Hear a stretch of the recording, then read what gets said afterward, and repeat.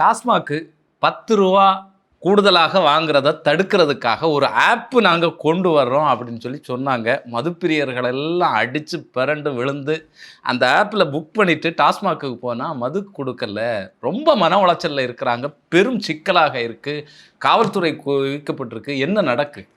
அதாவது ஆப் இல்லை, வெப்சைட்டு தாவேக்கா இந்த ஊழலை ஒழிப்பதற்காக ஒரு மிகப்பெரிய புரட்சியாக, அதாவது ஆவின் பாலுக்கெல்லாம் நீங்கள் ஆன்லைனில் புக் பண்ணி டோர் டெலிவரி அப்படியான இடத்துக்கு போகணுன்னு ரொம்ப நாளாக சிலர் கேட்டுக்கிட்டு இருக்காங்க. அதை விடுவோம். டாஸ்மாகில் அந்த 10 ரூபாயை ஒழிக்கிறோம் அப்படின்னு வெப்சைட்டை லான்ச் பண்ணாங்க. அமைச்சர் முதல்ல அது சோதனை ஓட்டமாகத்தான் முயற்சி செய்கிறோம் அப்படின்றாங்க. இப்போ சம்பவம் எங்கே நடந்திருக்குன்னா, அரக்கோணத்தில் நடந்திருக்கு. கடை முன்னாடி ஒரே சண்டையாக இருக்குது. ஒருத்தர் போய் போலீஸ் கம்ப்ளைண்ட்டே கொடுத்துட்டாப்புல. அந்த அளவுக்கு தீவிரத்தன்மை நடந்திருக்கு. ஸோ நம்ம விவகாரத்துக்கு வருவோமே. டிஜிட்டல் இந்தியான்னு ஏற்கனவே கொண்டு கடைக்கோடி குக்கிராமம் வரைக்கும் ஜிபே, ஃபோன்பே, பாரத் பே, இப்படி பல பே வந்துருச்சு. அப்படி நீங்கள் அதில் பே பண்ணிக்கிட்டே இருக்கலாங்கிற அளவுக்கு போயிருச்சா. இவங்க ஆன்லைனில் தான் அவங்க கட்சியிலே சேர்ந்துருக்குறாங்க. தாவேக்கால பலரும் நீங்கள் கட்சி ஆஃபீஸ் எங்கே இருக்குது, பனையூர் எங்கே இருக்குன்னே தெரியாது, ஊரை விட்டே கூட வெளில வந்துருக்க மாட்டாங்க. ஆனால் அமைப்பில் நேரடியாக ஆன்லைனில் சேர்ந்தவங்கன்னும் போது என்ன வெப்சைட்டுன்னு தெரிஞ்சு அவங்களுக்கு போதாதா, டக்குன்னு எடுத்து ஆன்லைனில் கடை எண், அவங்க ஏரியா போட்டு, மாவட்டம் ஏரியா என்னென்னு போட்டு கடை எண்ணை போட்டு பே பண்ணிடுறாங்க. பேமெண்ட்டை பிடிச்சதும் ஒரு QR கோடு வந்துடுது. இவ்வளோ தானே ப்ராசஸ்ஸு. போட்டுட்டு டெலிவரி கிடையாது, நீங்கள் நேரில் கடைக்கு போகணும்.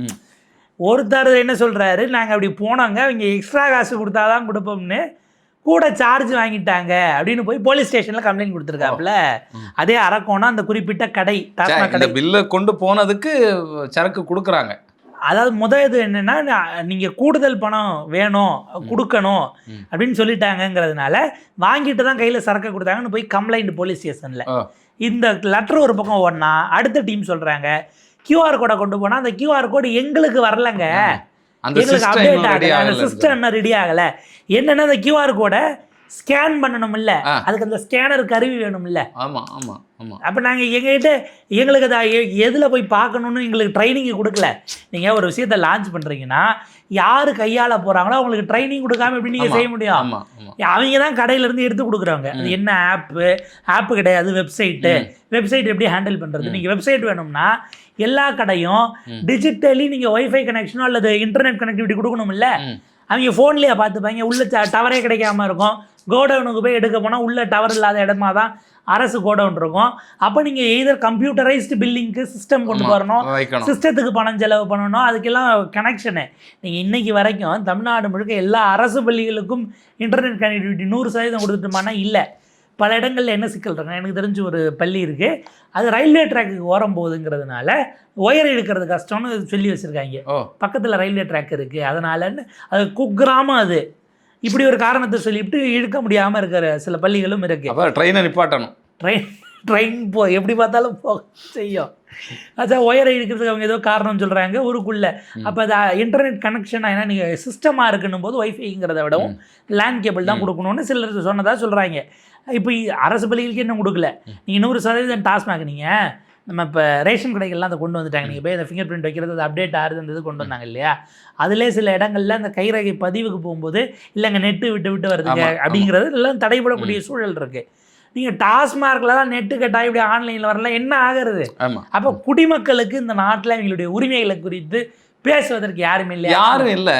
இன்னொன்று பார்த்தீங்கன்னு சொன்னால் அவன் என்ன அர்ஜென்ட்டில் போவான், அது மனசில் எவ்வளோ ஆசைகள் கனவுகளோட இதை உடனே போய் வாங்கிட்டு இதன் மூலமாக அவன் நிகழ்த்தக்கூடிய அடுத்த கட்ட நடவடிக்கைகள் இருக்குல்ல. ஒரு வேலை வச்சுங்களா. இப்போ இதில் 2 இது இருக்குது. அவங்க செய்கிறது இதை நம்ம ஆதரிக்கலை அல்லது அதில் நம்ம கருத்து சொல்கிறதுக்கு இல்லை, அது அவர்களுடைய உடல் நலன் சார்ந்தது, அவங்க தெரிஞ்சே செய்கிறாங்க, அதனால் குடும்பம் பாதிக்கப்படுதா இல்லையாங்கிறதெல்லாம் அவங்க யோசிக்கணும். நம்ம இந்த இடத்துல இதை ஒரு வணிகம்னு நீங்கள் வச்சுக்கிங்க. வாங்குறவங்க கன்சியூமர். அந்த கன்சியூமருக்குன்னு சில உரிமைகள் இருக்குது. நீங்கள் இப்போ முதல் கேள்வி, மொத்த எல்லா இருக்கிற டாஸ்மார்க்கும் நீங்கள் கம்ப்யூட்டரைஸ் பண்ணிட்டீங்களா? 1. 2வது இன்டர்நெட் கனெக்டிவிட்டிலேருந்து எல்லாம் கொடுத்துட்டீங்களா? 3வது இந்த வெப்சைட்டை எப்படி ஹேண்டில் பண்ணுறதுன்னு இருக்கிறவங்களுக்குலாம் ட்ரைனிங் கொடுத்தீங்களா? எப்போ கொடுத்தீங்க? 4வது ஆன்லைனில் ஆகுதுன்னா அது அந்த கடைகளுக்கு எப்படி இன்ஃபார்ம் ஆகும்? நீங்கள் அது சென்ட்ரலைஸாக வச்சுருக்கிறீங்களா? எப்படி அந்த கனெக்டிவிட்டி போகுது, வர்றதை எப்படி ஓப்பன் பண்ணி பார்க்கறது? 5வது இந்த கொண்டு வர QR கோடை ஸ்கேன் பண்ணி அதை கொடுத்தாச்சுங்கிறத கிளியர் ஆகிறதுக்கான அந்த ஸ்கேனர் உட்பட மற்ற விஷயங்கள் எல்லாம் இருக்கு இல்லையா, இதெல்லாம் நீங்கள் தயார் பண்ணி வச்சுருக்கிறீங்களா? இது எதுவுமே இல்லாமல் சைட்டை மட்டும் எப்படி லான்ச் பண்ணீங்கன்னு ஒரு கேள்வி வரும். இப்போ இதில் ஏன் கோளாறுன்னு நம்ம முதல்ல இருந்து சொல்கிறோம்னா, நீங்கள் அவங்க ஏதோ ஒரு இதுங்க, நீங்கள் டாஸ்மாக்கு மதுபானங்கிறதே விடுங்க, நீங்கள் எதுவாக ஒன்று இருக்கட்டுமே, நீங்கள் ஆன்லைனில் புக் பண்ணுறீங்கன்னா, இப்போ பல சூப்பர் மார்க்கெட்லாம் நீங்கள் ப்ரைவேட் இதிலே ஆன்லைனில் நீங்கள் புக் பண்ணிங்கன்னா நீங்கள் கொண்டு போய் டோர் டெலிவரியே பண்ணிடுறாங்க. இந்த ஆன்லைனில் பண்ணுறது கிளியரன்ஸ் இந்த விஷயங்கள் இருக்குது இல்லையா, ஆன்லைனில் நீங்கள் எப்போ பண்ண முடியும்னா கடைக்கு வர பொருள், ஏன்னா கடையில் என்ன ஸ்டாக் இருக்குங்கிறது அங்கே தெரியுது. அப்போ இந்த ஸ்டாக் எவ்வளோ இருக்குங்கிறத எப்போ நீங்கள் கம்ப்யூட்டரைஸ் பண்ணீங்க இதில். ஏன்னா நீங்கள் இப்போ உதாரணத்துக்கு ஒரு ஆன்லைனில் பண்ணுறாருங்க, ஏதாவது ஒரு இது பேர் சொல்லுங்களேன், சரி பியர் அப்படின்னு வச்சுப்போம். ஒரு ஆன்லைனில் ஸ்டாக் பார்க்கும்போது 3 பியர் இருக்குது அப்படின்ட்டு அதில் 2 அவர் வந்து ஆன்லைனில் போட்டு பணம் கட்டிடுறாரு. இதில் அவர் பண்ணது இங்கே வந்து பார்க்குறது இது தனி. இதில் என்னென்னா எல்லா பொருளும் உள்ளே வரும்போது, சூப்பர் மார்க்கெட்டில் எப்படி தெரியுது, எல்லா பொருளும் உள்ளே வரும்போது அவங்க ஸ்கேன் பண்ணுறாங்க, உள்ளே என்ட்ரி ஆகும்போது அது ஆன்லைன் டிஜிட்டலி பதிவாகுது.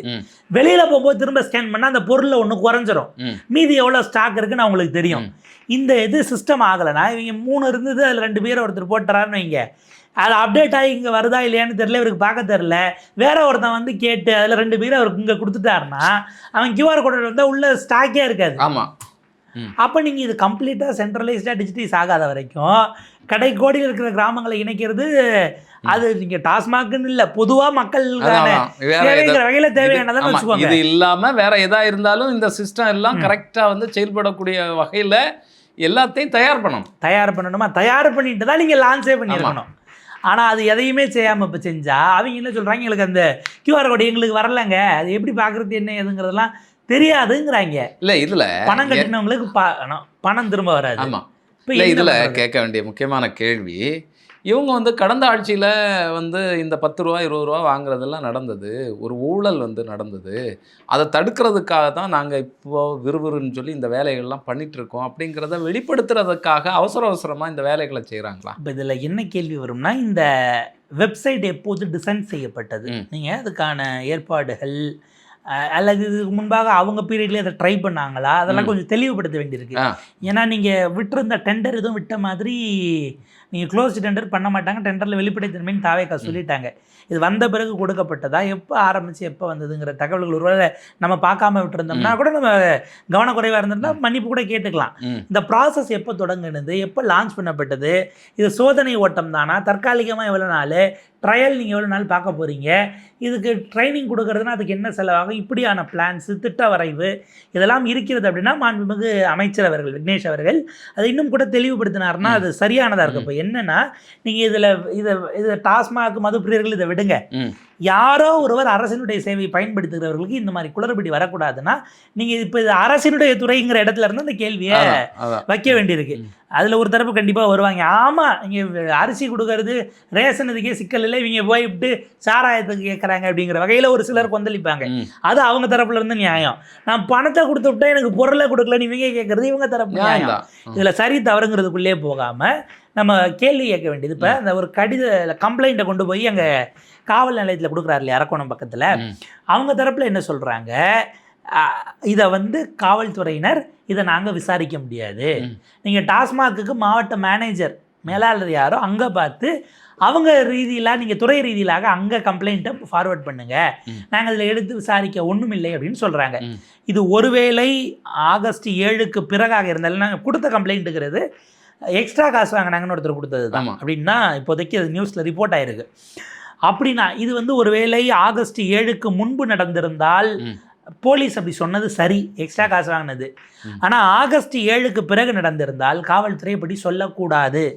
காரணம் சென்னை உயர்நீதிமன்றம் சொல்லி இருக்கிறது, டாஸ்மார்க்கில் எம்ஆர்பி விலை அதில் இருக்கிற விலைக்கு மேலே கூடுதலாக வாங்கினால் காவல்துறையில் சம்பந்தப்பட்ட நுகர்வோர் புகார் தரலாம், காவல்துறை அதில் துரிதமாக நடவடிக்கை எடுக்க வேண்டும்னு சென்னை உயர்நீதிமன்றம் உத்தரவிட்டு இருக்கிறது காவல்துறைக்கு. லைவ்ல ரிப்போர்ட் ஆயிருக்கு, செய்தியை பார்ப்போம். Customer can lodge police complaint if TASMAC employees charge them above MRP for liquor bottles, Madras high court அப்படிங்கிற செய்தியை பார்க்கணும். அவங்க அப்சர்வேஷன் என்ன கொடுக்குறாங்க, டாஸ்மாக் இப்படி வராங்கன்னும் போது ஜஸ்டிஸ் ஜி.கே. இளந்திரையன் அவர்கள் சொல்லுகிறார், காவல்துறை உடனடியாக டைரக்ஷன் கொடுக்குறார். அவர் அவங்களுக்கான வழிகாட்டுதல்கள், மாநில காவல்துறை உடனடியாக கன்சியூமர் இப்படி கம்ப்ளைண்ட் கொடுத்தா உடனடி நடவடிக்கை எடுக்க வேண்டும். அதே போல் உள்துறை கூடுதல் காவல்துறையினரை அதிகமாக கூட்டம் சேர்க்கக்கூடிய டாஸ்மார்க்குகளில் அந்த கூட்டத்தை ஒழுங்குபடுத்துவதற்கு போதுமான அளவுக்கான காவல்துறையினரை நீங்கள் அங்கே பணியமர்த்த வேண்டும் என்கிற வழிகாட்டுதலையும் மாண்புமிகு சென்னை உயர்நீதிமன்றம் கொடுத்திருக்கிறது. இது 2வது. அதே போல் பார்த்திங்கன்னா இது என்னென்னா கேஸே எப்படின்னா, டாஸ்மாகில் இப்படி பணம் வாங்குறது கூடுதலாக எக்ஸ்ட்ரா வாங்குறாங்க அப்படிங்கிறது இருக்கு இல்லையா, அந்த பணியாளர்களின் மீது எஃப்ஐஆர் போடணும். ஏன்னா அவங்க அரசு ஊழியர்களாக இருக்கிறதுனால ப்ரிவென்ஷன் ஆஃப் கரப்ஷன் ஆக்ட், லஞ்ச ஒழிப்பு சட்டம், மணி லாண்ட்ரிங், நம்ம இடியெல்லாம் உள்ள வரும் இல்லை, அந்த கள்ளப்பணத்தை விலக்குகிற அந்த சட்டம், இதிலெல்லாம் வழக்கு பதிவு பண்ணி கூடுதலாக வாங்கிய பணத்தை மீட்க வேண்டும்னு ஒரு வழக்கு போடப்படுகிறது. அதே போல் அவர்கள் மீது ஒழுங்கு நடவடிக்கை எடுக்க வேண்டும். இப்படியான நடவடிக்கையில் ஈடுபட்டால் அவர்களுடைய அந்த வேலையையே பறிக்க வேண்டும்ங்கிறதெல்லாம் அதில் மனுவாக வச்சு அந்த மனுவில் போட்டிருக்கிறாங்க. பெட்டிஷனர் போகிறாரு, 30க்கும் மேற்பட்ட டாஸ்மார்க்குகள் அவர் போய் பார்த்துட்டு 10 ரூபாய்க்கு மேலே தான் வாங்குறாங்க அப்படின்னு பார்த்துட்டு தான் இந்த கம்ப்ளைண்ட் பதிவு செய்யப்படுகிறது. ஏற்கனவே டாஸ்மாக் எம்டிக்கும் நாங்கள் இது தொடர்பாக புகார் கொடுத்து விட்டோம். இதுவரை எந்தெந்த கடை இவர் போய் பார்த்துட்டு சொன்னாரோ அந்த கடையினுடைய இதை சொல்லி அப்படியான அமௌண்ட் தொடர்ந்து கொண்டு தான் இருக்கிறது. அவங்க நாங்கள் கடை என்னோட புகார் கொடுத்தோம், அவங்க எதுவும் செய்யலை. தொடர்ந்து இப்படி அதிகாரிகள் அசட்டையாக அவங்க அதன் மீது நடவடிக்கை எடுக்காமல் இருப்பது என்பதனால நீதிமன்றத்துக்கு வந்திருக்கேன், எனக்கு இந்த இதெல்லாம் கொடுங்க அப்படிங்கிறது வருது. இதுக்கு முன்பாக இது எடுக்கப்பட்ட போது கவுன்சில், டாஸ்மாக்கான standing council stock verification register, bill புக்கெல்லாம் கொண்டு போய் கொடுத்துருக்காப்புல. இல்லை அவர் சொன்ன அந்த டாஸ்மாக் கடைகள்லன்னு அதை பார்த்துட்டு ஜட்ஜி, இல்லையே நீங்கள் பில்லு ஒழுங்காக போட்ட மாதிரி தெரியலையேன்னு அந்த பில் புக்கை பார்த்துட்டு, ஏன்னா டாஸ்மாக் சாயங்காலத்தில் நம்ம இங்கே வர வழியில் இருக்கிற கடைகள்லாம் பார்த்தா யார் கையை விட்றது யார், என்ன நோட்டை கொடுக்குறான், அது எவ்வளோ வச்சிடுற, அவன் 5 பேர் நீட்டி குரல் கொடுப்பான். நீங்கள் அந்த கையிலேருந்து 200 ரூபா வாங்கினவர் என்ன கேட்டார், அது என்ன கம்பெனி, எவ்வளோ அளவு, இதை நீங்கள் கேட்டு சென்ஸ் பண்ணி கொடுக்குற அந்த வேகத்தில் எப்படி கேட்டு கரெக்டாக அவங்க கேட்ட கொடுத்து சில்லறை கொடுக்குறாங்களாங்கிறதே தெரியாத அளவுக்கு கூட்டம் இருக்கும். இதில் பில்லு புக்கு எங்கன்னு ஒரு கேள்வி வரும். அது ஒரு சிறப்பு தகுதி பார்த்துக்கோங்க. எம்ஏ பிஏ அதுக்கு மேலே படித்தவங்க எல்லாம் அந்த துறையில் போய் இருந்து அந்த வாழ்க்கைக்கு பழகுனது, அந்த வேலைக்கு பழகுனது இருக்குல்ல, அதெல்லாம் பெரும் துயரம்தான். ஸோ நீங்கள் ப்ராப்பராக மெயின்டைன் பண்ணலன்ன பிறகு தான் கன்சியூமர்ஸ்க்கும் எல்லாருக்கும் நீங்கள் பில்லு கொடுக்குறீங்களான்னா இல்லை. அப்போ இந்த மாதிரிலாம் நீங்கள் அதெல்லாம் எல்லாம் சரியாக இருக்குன்னு சொல்கிறது ஏற்கத்தக்கதில்லைன்னா இப்போ தமிழ்நாட்டினுடைய டிவிஎஸ்சி டைரக்டருக்கும் நீதிமன்றம் டைரக்ட் பண்ணியிருக்கிறாங்க. அதேபோல் டாஸ்மாகினுடைய manager, senior regional manager of TASMAC, இவங்க எல்லாருக்கும் உரிய உத்தரவுகளை நீங்கள் தமிழ்நாடு முழுக்க இருக்கக்கூடிய டாஸ்மாக் கடைகளுக்கு அங்கே இருக்க பணியாளர்களுக்கு அனுப்பணும். ப்ராப்பராக பில் புக்கை மெயின்டைன் பண்ணணும். ஒவ்வொரு பாட்டிலுக்கும் நீங்கள் வாங்குறவங்களுக்கு பில்லு கொடுக்கணும். அதை விட முக்கியம், விற்கும் பொழுது வரிசையில் நின்று தான் நீங்கள் பொருட்களை கொடுப்பதற்கு உத்தரவிடுமாறு அவங்களுக்கு அறிவுறுத்துங்கள் என்று மாண்புமிகு சென்னை உயர்நீதிமன்றத்துடைய தனி நீதிபதி சொல்லியிருக்கிறார். இந்த கேஸ் வரும்போது தான் சர்க்குலர்லாம் நாங்கள் ஏற்கனவே அனுப்பிட்டோம், கியூவில் தான் வரணும்னு அனுப்பிட்டோம் அப்படின்னு ஒரு விஷயத்த சொல்கிறாங்க. அமலுக்கு வந்துருச்சுன்னா நம்ம வேணால் நைட்டு சிறப்பு, அது பேர் என்ன, கலா ஆய்வுக்கு வேணால் போயிட்டு கேமராவோட போய் பார்ப்போம். நம்ம ஏரியாவில் இறந்தாலும் இங்கே 1 2 இந்த ஒரு 1.5 கிலோமீட்டர் ரேடியஸ்குள்ளேயே 3 கடை இருக்குதுன்னு நினைக்கிறேன். அதில் ஒன்று ப்ரைவேட்டாக என்னன்னு தெரில, இல்லை ப்ரைவேட்டுங்கிறது பாராக இருக்கும், இது கடைகள் இதுதான் அரசு கடை தானே. அப்போ இப்படியான ரிசிப்ட் எல்லாம் வருது அப்படின்னும் போது இதெல்லாம் கொடுக்குறாங்களாங்கிறத பார்க்கணுன்னு எல்லாருக்கும் சொல்லிட்டு தான் நீதிமன்றம் அடுத்த கட்டத்தில் உடனடியாக நீங்கள் கம்ப்ளைண்ட் கொடுங்கள், காவல்துறை உரிய நடவடிக்கை. கூடுதலாக இருக்குது அப்படின்னா நீங்கள் டிவிஎஸ்சிக்கு போய் உள்ளே புகார்கள், பணம் வாங்கியது அது தொடர்பாக இருக்குன்னா தனிப்பட்ட நபர்கள் மீது புகாராகவே லஞ்ச ஒழிப்புத்துறை நீங்கள் நாடி தனி புகாராக கொடுக்கலான்னு இந்த மனுவை முடித்து வைத்திருக்கிறார்கள் என்பது தான் நம்ம பார்க்கக்கூடிய ரொம்ப முக்கியமான ஒரு செய்தியாக இருக்கிறது. ஸோ உரிமை இருக்கிறது, இதெல்லாம் அவங்க செயல்படுத்தலைன்னா நீங்கள் அதையும் கேள்வி கேட்கலாம். ஆக்சுவலாக அது குடிகாரர்கள் நலச்சங்கம்னு ஒரு சங்கம் வச்சுட்டு ஒரு ஐயா வருவார். கோவிட் காலத்தெல்லாம் அவர் பேட்டி கொடுத்துட்டு இருப்பார். இப்போ எங்கே இருக்கார் என்னன்னு தெரியல, இல்லை அதுலேருந்து பிரிஞ்சு வேறு யாரும் இன்னொரு சங்கம் போட்டி சங்கம் ஆரம்பிச்சிட்டாங்களாங்கிறது தெரியல. ஏன்னா சங்கங்கள் உடஞ்சி பிரிஞ்சு நடத்துறதுங்கிறது தமிழ்நாட்டிற்கு புதிதல்னு இல்லை, ஏதாவது சூழ்ச்சி பண்ணி உடைச்சிருப்பாங்க. அப்படிதான் என்னன்னா இதை அஃப்கோர்ஸ் ஒரு தொடக்கம் அப்படிங்கிறதால இந்த குளறுபடிகள்லாம் எப்படி நீங்கள் இது பண்ண போகிறீங்க, இந்த வெப்சைட்டில் போய் புக் பண்ணிவிட்டு கொடுக்கலன்னா அதுக்கான புகார் எண்கள், அந்த புகார் எண்ணில் இப்போ 24 மணி நேரம் நமக்கு தேவையில்லை. காலைல கடை திறக்கிறதுலேருந்து நைட்டு வரைக்கும்னா அதில் நீங்கள் 2 ஷிஃப்டாக போட போகிறீங்களா? ஏன்னா நைட்டு 10 வரைக்கும் நினைக்கிறேன், காலையில் 12க்கு திறக்கிறாங்களா, அப்போ 12னா உங்களுக்கு ஏறத்தாழ ஒரு 10 மணி நேரமாக 10-11 மணி நேரம்னா இங்கே 8 மணி நேரம் தான் வேலை. அட்லீஸ்ட் ஒரு 1 hour கூட சேர்த்து சாப்பாடு உணவு இந்த கேப்லாம் சேர்த்தாலும் 9 தான் வரும். எக்ஸஸாக ஒரு ஆளாக நீங்கள் டபுள் ஷிஃப்ட்டில் போடுறீங்களா? புகார்கள் வந்தால் அந்த புகார்களை குறித்து வைப்பதற்கு ஹெல்ப்லைன் நம்பர் இருக்கா? இல்லை அதுக்கு மெயிலோ இல்லை எளிமையாக நீங்கள் புகார்தாரருக்கு தகுந்த போல் விஷயங்களை ஆப்டிமைஸ் பண்ண வேண்டியது இதெல்லாம் அந்த அரசு இன்னும் கவனமாக செயல்பட வேண்டிய ஒரு டிபார்ட்மெண்ட்டாக இருக்குங்கிறத அவங்க கவனத்துக்கு கொண்டு போகிறோம். இப்போ எடுத்தெடுப்பில் இதில் நமக்கு குற்றம் சொல்லி ஒன்றும் இல்லை, நீங்கள் திருத்தப்பட வேண்டியது என்ன, பயனாளர்கள் நுகர்வோர்கள்ங்கிற இடத்துலேருந்து இதையும் பார்க்கணும்.